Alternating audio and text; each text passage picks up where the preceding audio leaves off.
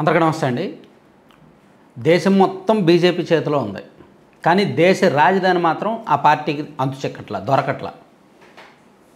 దేశం మొత్తం మీద బీజేపీ వల్ల హవా సాగిస్తున్నారు. వ్యవస్థల మీద గుర్రపు స్వారీ చేస్తున్నారు. కానీ ఢిల్లీలో మాత్రం ఆమ్ ఆద్మీ పార్టీని లొంగ తీసుకోలేకపోతున్నారు. పూర్తిగా పట్టు సంపాదించుకోలేకపోతున్నారు. రాజకీయంగానూ పట్టు దొరకట్లేదు. ఆ కారణంగా అక్కడ అధికారికంగా పాలనాపరంగానూ పట్టు దొరకడం లేదు. సో ఆ పట్టు దొరకాలి అంటే ఆమ్ ఆద్మీ పార్టీని ఓడించాలి. ఢిల్లీలో ఆమ్ ఆద్మీ పార్టీని ఓడిస్తే ఇంకా ఆ పార్టీతో ముప్పు భవిష్యత్తులో కూడా ఉండదు. ఒకసారి ఓడిపోతే మళ్ళీ వాళ్ళతో ఇంకా భవిష్యత్తులో మనకు ముప్పు ఉండదు అనేది బీజేపీ గట్టిగా నమ్ముతోంది.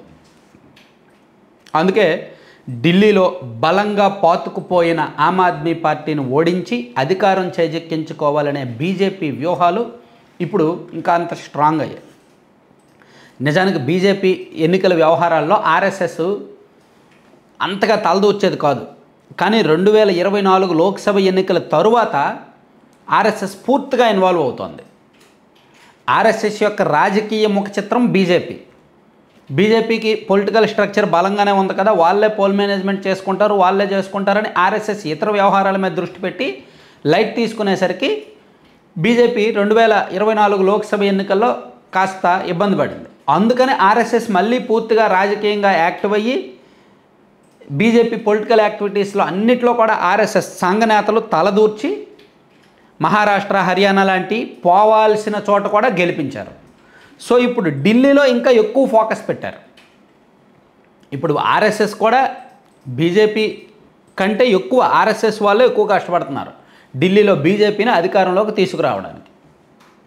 అది సో ఎలా ఉండబోతోంది? గతంలో ఎప్పుడు 1993లో ఇక్కడ బీజేపీ అధికారంలోకి వచ్చింది. 49 సీట్లు గెలుచుకుంది. మొత్తం 70 అసెంబ్లీ నియోజకవర్గాలు ఉన్న ఢిల్లీలో 1993 ఎన్నికల్లో బీజేపీ అధికారంలోకి వచ్చింది. 49, 98లో 15 వచ్చాయి, 2003లో 20 వచ్చాయి, 2008లో 23 వచ్చాయి, 2013లో అధికారానికి కాస్త దగ్గరగా వచ్చి ఆగిపోయారు. 32 సీట్లు వచ్చాయి 2013లో.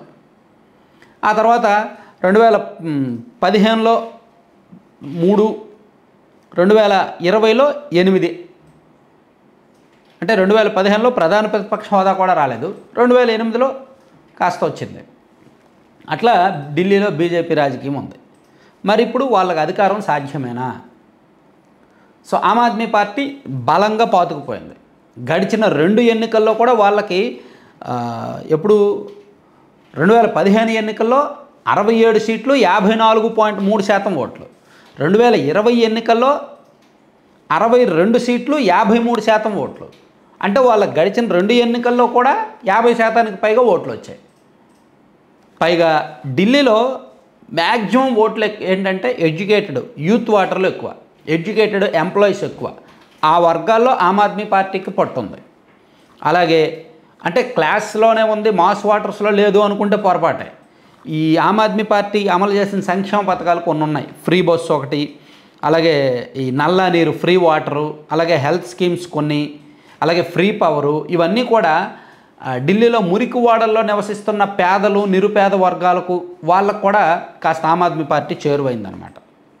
ముస్లిం వర్గాలు కూడా ఆమ్ ఆద్మీ పార్టీకి సపోర్ట్గా ఉన్నాయి.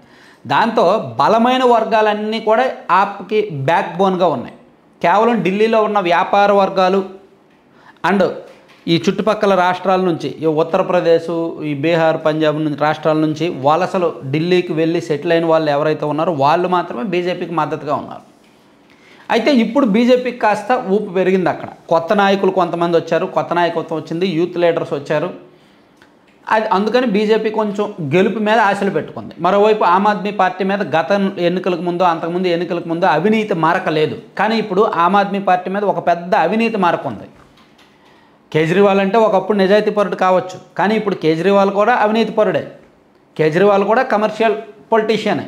కేజ్రీవాల్ కూడా డబ్బులు తిన్నాడు, ప్రజాధనం దోచాడు, జైలుకి వెళ్ళి వచ్చాడు, అవినీతి చేశాడు. ఆ ముద్ర చాలా బలంగా ఉంది. సో దాని ద్వారా ఆమ్ ఆద్మీ పార్టీని కంట్రోల్ చేయొచ్చు, ఓడించవచ్చు అని బీజేపీ చాలా గట్టిగా నమ్ముతుందన్నమాట. అలా వాళ్ళు గెలవాలి అంటే మినిమం అక్కడ 47-48% ఓట్లైనా రావాలి. అక్కడ కాంగ్రెస్ పార్టీ అంతకుముందు బలంగా ఉండేది. వరుసగా 3 సార్లు షీలా దీక్షిత్ గారు సీఎం అయ్యారు, గెలిచారు. సో అక్కడ కాంగ్రెస్ పార్టీ 2013 వరకు బలంగా ఉండేది. ఆ తర్వాత కాంగ్రెస్ పార్టీ ఓట్ బ్యాంక్ను ఆమ్ ఆద్మీ పార్టీ కబ్జా చేసింది. సో అక్కడ కాంగ్రెస్ అనేది లేకుండా పోయింది ఆమ్ ఆద్మీ పార్టీ బలపడడం వల్ల, క్రమేణా పాతుకుపోవడం వల్ల. ఇప్పుడు కాంగ్రెస్ని అసలు ఆమ్ ఆద్మీ పార్టీ పట్టించుకోవట్ల. వాళ్ళు ఇండియా కూటమిలో ఉన్నప్పటికీ ఢిల్లీ వరకు మాది, మీతో మేము పొత్తు పెట్టుకోము, మీరు మా జోలికి రావద్దు అంటుంది. సో ఇక్కడ కనుక కాంగ్రెస్ పార్టీ పోటీ చేస్తే, బలమైన అభ్యర్థులను దించితే, కాంగ్రెస్ ఒక 10-15 నియోజకవర్గాల్లో ప్రభావం చూపిస్తే, సో బీజేపీ వ్యతిరేక ఓట్ బ్యాంకే ఆమ్ ఆద్మీ పార్టీది, బీజేపీ వ్యతిరేక ఓట్ బ్యాంకే కాంగ్రెస్ పార్టీది కూడా. బీజేపీ ఆశలు పెట్టుకుంది ఈ ఓట్ బ్యాంక్ మీద కూడా. ఒకప్పుడు ఇదే మురికివాడల్లో ఓట్లు కాంగ్రెస్కు ఉండేవి, ఆ ఓట్లు ఇప్పుడు ఆమ్ ఆద్మీ పార్టీకి బలంగా ఉన్నాయి. సో అక్కడ కాంగ్రెస్లో బలమైన అభ్యర్థుల్ని దించేలాగా బీజేపీ వాళ్ళు లోకల్ పాలిటిక్స్ చేస్తున్నారు. కాంగ్రెస్ అంటే దేశవ్యాప్తంగా బీజేపీకి శత్రువే, కానీ ఢిల్లీలో కొంతమంది కాంగ్రెస్ అభ్యర్థుల్ని కాస్త సపోర్ట్ చేస్తే ఆమ్ ఆద్మీ పార్టీకి వచ్చే ఓట్లు కాంగ్రెస్ వాళ్ళు చీల్చి ఒక 10,000, 15,000, 20,000 ఓట్లు వేయించుకుంటే బీజేపీకి అది లాభం కదా. కాబట్టి లోకల్లో నియోజకవర్గాల వారీగా కొన్ని రాజకీయాలు చేసి కాంగ్రెస్ వాళ్ళని వీళ్ళే ఎంకరేజ్ చేస్తున్నారంట. అది కొంత కలిసి వస్తుందేమోనని నమ్ముతున్నారు.